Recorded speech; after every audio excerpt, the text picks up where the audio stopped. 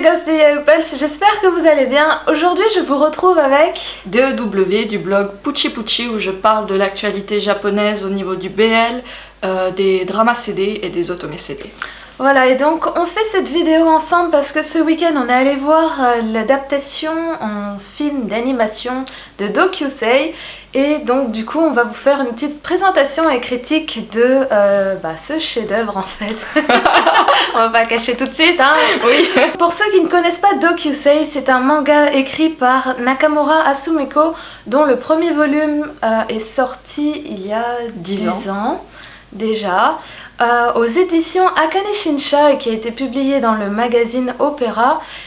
Et il y a donc eu plusieurs suites. Une qui s'appelle Sotsugyosei, voilà, et puis après il y a eu des spin-offs. Oui, OB, et je ne sais plus. Donc qui était consacré plutôt au personnage de Harasen qui est un des professeurs justement dans l'histoire. Dokusei, c'est l'histoire de Kusakabe Hikari et Sajori Ito, deux lycéens qui sont dans la même classe et doivent répéter pour la chorale de fin d'année. Kusakabe réalise rapidement que Sajo ne sait pas chanter et décide de lui donner des cours de chant. Mais à force de passer du temps ensemble, Kusakabe commence à réaliser qu'il développe justement des sentiments envers Sajo. Donc nous sommes allés au cinéma le deuxième jour de sa sortie et nous avons eu donc le petit livret de 16 pages dont je vous avais parlé dans une actu juste avant sa sortie et ils étaient déjà en rupture de stock pour les marque-pages, donc du coup on était un peu dégoûtés. Un peu dégoûtés, oui, effectivement. Mais justement en fait c'est une preuve du succès du film. Effectivement, puisque dès le premier week-end en fait plus de 23 000 fans se sont précipités dans les salles pour découvrir le film, ce qui permet au film de se placer 9e au box-office japonais. Et pour vous dire, nous, quand on est allé dans la salle, on est arrivé 5 minutes avant la projection et la salle était quasiment pleine. Il restait plus que les 2 premiers rangs libres. Mais les 2 premiers rangs au Japon, c'est des rangs qui n'existent pas en France parce qu'ils sont tellement proches de l'écran qu'on était genre comme ça presque. L'expérience de cinéma était à peu près un peu désagréable. Hein, heureusement que le film était vraiment génial parce qu'on a eu mal aux yeux et à la nuque, je vous le dis. Si jamais vous êtes intéressé de savoir ce qui se passe à l'intérieur de ce petit manga, j'en ai fait un résumé en français sur mon blog. Donc le lien sera dans la description. Voilà, tout à fait. Donc n'hésitez pas à aller faire un petit tour sur son blog. Personnellement, c'était un gros coup de cœur puisque j'ai tellement adoré ce film que dès le début, en fait, je ne voulais vraiment pas que le film s'arrête. J'avais le sourire aux lèvres pendant tout le film. Quand je suis sortie, mon corps battait encore la chamade et j'avais juste envie, c'était de retourner dans la salle pour le voir à nouveau. Enfin, c'était trop beau. C'était magique. C'était vraiment magique. Honnêtement, oui. En fait, dès le début, on est tout de suite plongé dans l'ambiance hyper douce, légère, poétique. Il y a une ambiance musicale aussi un peu rock qui va super bien avec l'histoire tout simplement et l'ambiance même graphique du film. Ça fait vraiment, il y a un petit côté magique un peu pendant tout le film. Très poétique. On a l'impression, on est coupé du monde, on a l'impression de regarder, c'est très aérien, on a l'impression de regarder de la poésie en fait au cinéma et ça marche très bien en fait. L'adaptation est vraiment réussie, vraiment réussie. Graphiquement en fait on retrouve vraiment le côté dessiné et très léger, un peu aquarelle. Qu'on retrouve tout le temps en fait dans les illustrations de Dokusei. À certains moments en fait c'est pas très détaillé, ça reste justement, il y a ce côté vraiment léger où les scènes sont jamais encombrées, c'est très lumineux, c'est très clair. Et il y a certaines scènes où on a même justement des personnages qui sont juste sur un côté de l'écran et le reste est complètement vide. Il y a pas mal de scènes comme ça, ou pas mal comiques aussi un peu. Comiques comme les cases justement des mangas pour mettre un peu en évidence justement certaines scènes. Donc oui, le découpage du manga est plutôt respecté pour donner une certaine dynamique à l'animation, quelque chose qu'on ne pourrait pas faire au cinéma en fait. Et donc ça renforce le côté poétique. Alors moi j'ai un petit bémol concernant l'animation.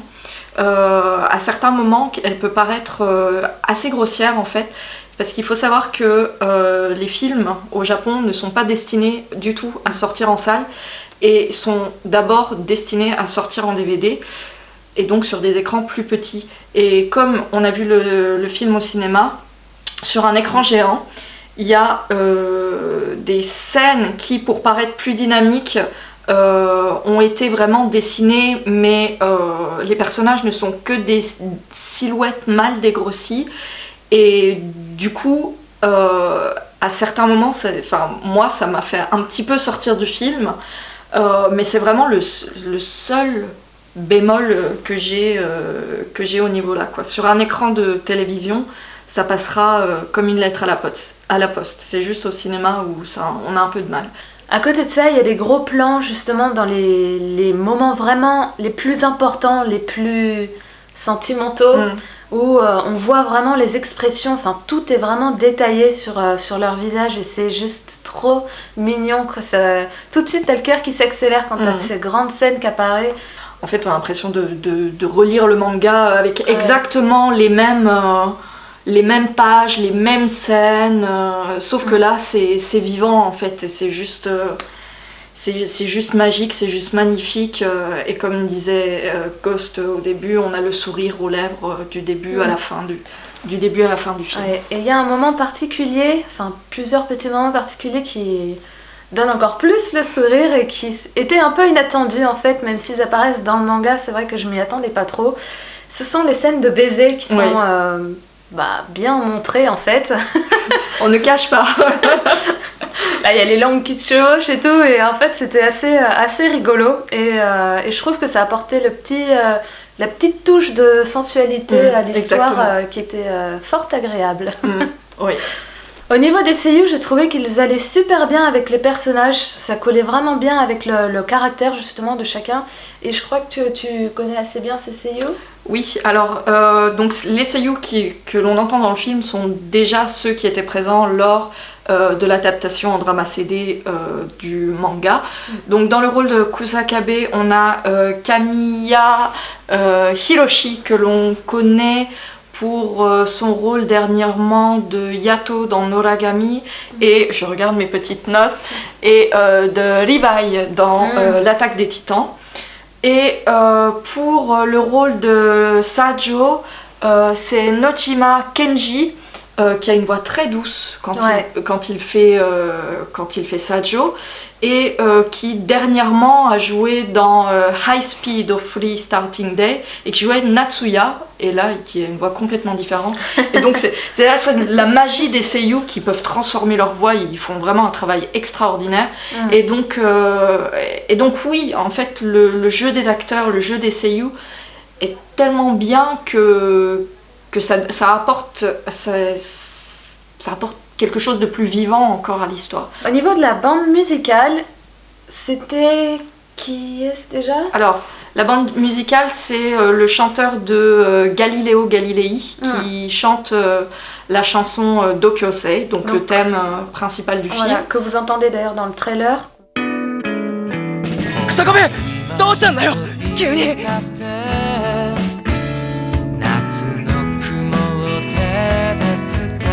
もうここまででいいよ草壁もうちょっとこの先曲がったらすぐだから予備校じゃあ角までチューしていいダメ